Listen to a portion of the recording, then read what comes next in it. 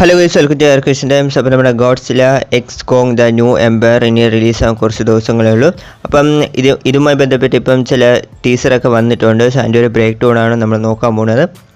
Actually ചെയ്യേണ്ടതെന്നാണ് വിചാരിച്ചത്, പക്ഷേ ചില ആൾക്കാരൊക്കെ ചോദിച്ചുകൊണ്ട് ചെയ്യാമെന്നൊക്കെ വിചാരിച്ച് പിന്നെ എങ്ങനെ പോയാലും നമ്മളിതൊക്കെ കണ്ടു പോകുമല്ലോ, അതുകൊണ്ട് പിന്നെ കണ്ട ശരിക്ക് പിന്നെ ചെയ്യാമെന്ന് വെച്ച് അപ്പം നേരെ ഉള്ളിട്ട് കിടക്കാം. അപ്പോൾ ഈ ഒരു ടീസറിൽ ചില കാര്യങ്ങളൊക്കെ അവർ റിവീൽ ആക്കിയിട്ടുണ്ട്. പ്രത്യേകിച്ച് നമ്മുടെ ഗോഡ്സിലയും കോങ്ങും തമ്മിലുള്ള ഒരു ഫൈറ്റിൻ്റെ ആ ഒരു ഡീറ്റെയിൽസും റിവീൽ ആക്കിയിട്ടുണ്ട്. കൂടാതെ ഈ മൂവിയിൽ വന്ന് ഷീമോനെക്കാളും ഒരു വലിയൊരു ടൈറ്റനെയും ടീസ് ചെയ്തിട്ടുണ്ട്. ടീസറിൽ തന്നെ ടീസ് ചെയ്തിട്ടുണ്ട്.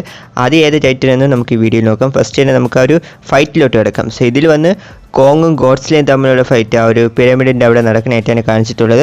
അപ്പോൾ അതിൻ്റെ ഒരു ഡീറ്റെയിൽ ആയിട്ടുള്ള കാര്യം കാണിച്ചിട്ടുണ്ട്. ഇവിടെ നമ്മുടെ കോങ്ങിന് വന്ന ഒരു ബീസ്റ്റ് ഗ്ലൗസ് കിട്ടിയതിന് ശേഷം നമ്മുടെ ജിയാന്ന് പറഞ്ഞ പെണ്ണ് നമുക്ക് ഒരു ഹെൽപ്പ് വേണമെന്ന് പറയാൻ. അപ്പം കോങ് വന്ന് നേരെ ആ ഒരു ഹാളോ എർത്ത് പോർട്ടിൽ വരി നമ്മുടെ ഗോഡ്സിലത്തെ ഏരിയ ആ ഒരു പിരമിഡിൽ പറഞ്ഞായിട്ട് കാണാൻ പറ്റും. അവിടെ വന്ന് ഗോഡ്സിലെ കോങ്ങിനെ കണ്ടു ഉടനെ അറ്റാക്ക് ചെയ്യാനായിട്ട് നമുക്ക് കാണാൻ പറ്റും. സോ കോങ് അവിടെ കൈയെടുത്ത അടിക്കലിൽ ഞാൻ എൻ്റെ ഹെൽപ്പിന് വേണ്ടി വന്നതിന് നമുക്ക് ഒരു ഹാളോ എർത്തിലോട്ട് പോവാം എന്ന് കോങ് കാണിക്കുന്നുണ്ട്. ബട്ട് ഗോഡ്സിലെ ഉടനെ കോങ്ങിനെ അറ്റാക്ക് ചെയ്യാനുണ്ട്. സോ എന്തിനാണ് ഗോഡ്സിലെ കോങ്ങിനെ അറ്റാക്ക് ചെയ്തെന്ന് ഒരു ഐഡിയ ഇല്ല. കാരണം കോങ് ഗോഡ്സിലെ ഒന്നും ചെയ്തിട്ടില്ല.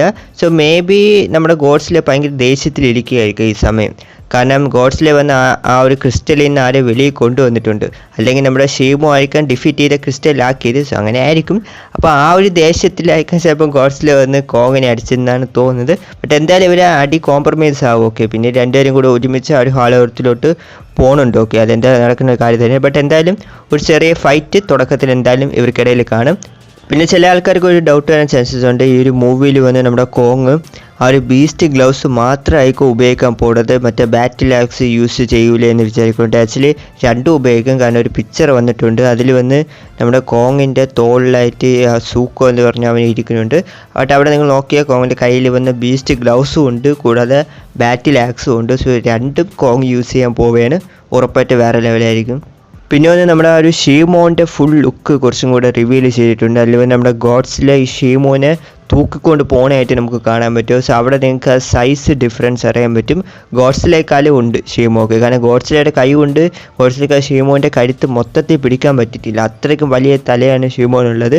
ഉറപ്പായിട്ടും ഗോഡ്സിലെയും ഷീമോ തമ്മിലുള്ള ഫൈറ്റ് വേറെ ലെവലായിരിക്കും. പിന്നെ വേറൊരു സീനിലാണെങ്കിൽ നമ്മുടെ കോങ്ങിൻ്റെ മുമ്പിലായിട്ട് ഈ ഒരു ഷീമോ വന്ന് നിൽക്കുന്ന ഒരു സീന് നമുക്ക് കാണാൻ പറ്റുന്നുണ്ട്.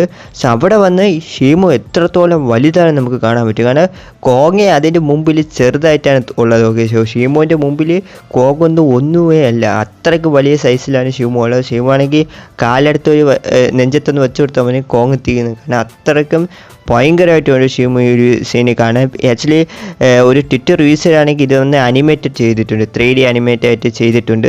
സോ ആ സീനാണ് ഇപ്പം നിങ്ങൾ കാണുന്നത്. സോ അതും സൂപ്പറായിട്ട് പുള്ളി ചെയ്തിട്ടുണ്ട്. അതും വേറെ ലെവലായിട്ടുണ്ട്.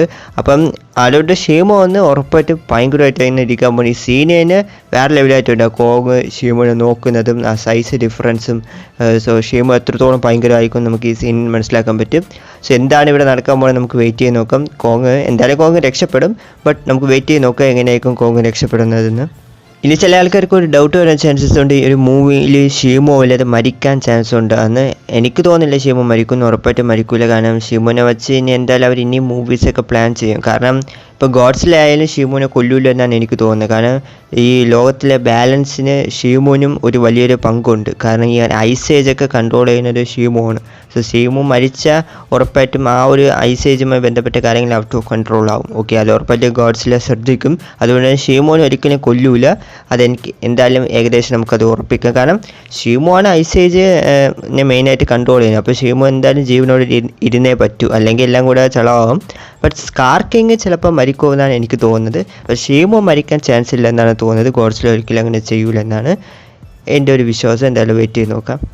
പിന്നെ അടുത്തൊരു സീനിലോട്ട് വരികയാണെങ്കിൽ ഇതിൽ വരെ നമ്മുടെ കോങ് ആണെങ്കിൽ ഒരു വലിയൊരു സ്കെൽറ്റൻ്റെ പുറത്തൂടെ നടന്നു പോകണം നമുക്ക് കാണാൻ പറ്റും. അതായത് ഒരു വലിയൊരു ജൈൻറ്റ് ടൈറ്റൻ്റെ ആണ് കേട്ടോ. അതിൽ വന്ന് ആ സ്കെൽറ്റൻ എന്ന് വെച്ചാൽ ഒരു സ്പൈനാണെന്നാണ് തോന്നുന്നത്. ഓക്കെ, അതിൽ കൂടെയാണ് കോങ് നടന്നു പോകുന്നത്. ബട്ട് അവിടെ നിങ്ങൾ നോട്ടീസ് ചെയ്യേണ്ട കാര്യം എന്താണെന്ന് വെച്ചാൽ സൈസാണ്.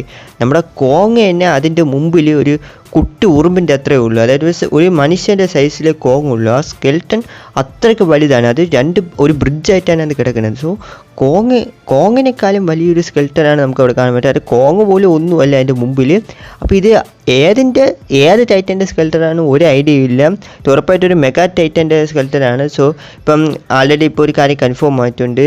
ഇപ്പം ഗോഡ്സില എക്സ് കോങ്ങിൻ്റെ ട്രിയോളജീസ് തന്നെ വരാൻ പോകുന്നതാണ് പറയുന്നത്. ഇനിയും മൂവീസൊക്കെ വരും. ചിലപ്പോൾ ആ മൂവീസിൽ വരാൻ പോകുന്ന ഒരു ടൈറ്റൻ ആവാൻ ചാൻസസ് ഉണ്ടെന്നാണ് തോന്നുന്നത്. എർത്ത് ഗോഡ്സിലയുടെ വല്ല ടീസാണെന്ന് അറിഞ്ഞുകൂടാ. ഇത് എന്തോ ഒരു വലിയ ടൈറ്റൻ വരാൻ പോവേനെ.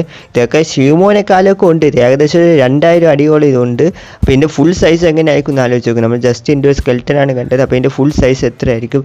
സോ എന്തോ ഒരു വലിയൊരു ടൈറ്റൻ വരാൻ പോവുകയാണ്. സോ നമുക്ക് വെയിറ്റ് ചെയ്യാൻ നോക്കാം. നിങ്ങൾക്കിത് ഏത് ടൈറ്റൻ്റെ സ്കെൽട്ടൻ ആയിരിക്കും എന്ന് തോന്നുന്നു താഴെ കമൻറ്റിലൊന്ന് പറഞ്ഞേക്കാം. അപ്പോൾ ഇതൊക്കെയാണ് ഇപ്പോൾ വന്ന ടീസറിലെ ചില കാര്യങ്ങളൊക്കെ. അപ്പോൾ ആരൊക്കെ പടത്തിന് വേണ്ടി വെയിറ്റിംഗ്? പ്രത്യേകിച്ച് നിങ്ങൾ ടീം ഗോഡ്സിലയാണോ അതോ ടീം കോങ് ആണോ അത് രണ്ടുമല്ല ഞാൻ സ്കാർക്കിങ്ങിൻ്റെ ടീമാണോ എന്ന് അഭിപ്രായമുള്ളവരും കമൻറ്റ് പറഞ്ഞേക്കാം. അപ്പം വീഡിയോ ഇഷ്ടപ്പെടുകയാണെങ്കിൽ ഉറപ്പായിട്ടും ലൈക്ക് ചെയ്യുക. ചാനൽ ആദ്യം പറ്റാൻ കാര്യങ്ങൾ മറക്കാതെ സബ്സ്ക്രൈബ് കൂടി ചെയ്ത് സപ്പോർട്ട് ചെയ്യുക. അപ്പോൾ അടുത്തൊരു വീഡിയോയിൽ കാണാം. Thank you guys.